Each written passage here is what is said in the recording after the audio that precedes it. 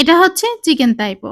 দার্জিলিং এর ফেমাস একটা ফুড। খেতে তো ভীষণই মজা এবং খুব কম সময়ে এটা বানিয়ে নেওয়া যায়। একটা বোলে ১.৫ বাটির মতো ময়দা নিয়েছি। তারপরে দিয়েছি ১ চামচের মতো চিনি, হাফ চামচের মতো লবণ, ১ চামচের মতো ইস্ট এবং হাফ চামচের একটু কম বেকিং পাউডার। শুকনো উপকরণগুলো মিশিয়ে নিয়ে ২ চামচের মতো তেল দিয়ে অল্প, অল্প করে পানি দিয়ে একটা সফট ডো তৈরি করে নিয়েছি।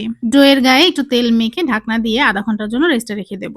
তত সময়ে স্টাফিংটা রেডি করে নেব। এখানে চিকেন কিমা নিয়েছি। তাতে দিয়ে দিচ্ছি পেঁয়াজ কুচি, রসুন কুচি এবং কাঁচামরিচ কুচি, আদা রসুন বাটা, গোলমরিচ গুঁড়ো, চিলি ফ্লেক্স, স্বাদমতো লবণ এবং সবশেষে টমেটো সস দিয়ে ভালোভাবে মাখিয়ে নেব। রেস্টে রেখে দেওয়ার ডোটা বেশ ফুলেই গিয়েছে। এখন হাত দিয়ে আমি আরো কিছু সময় মধ্যে নেব। এবার ডোটাকে সমান ৪ ভাগে ভাগ করে নেব।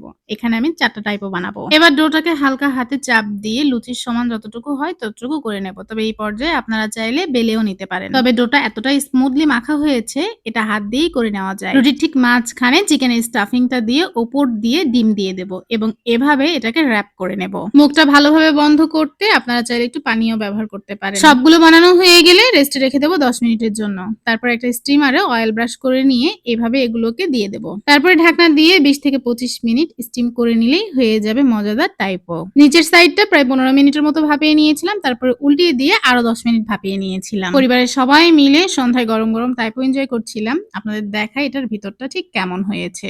এক কথায় একদমই পারফেক্ট হয়েছে।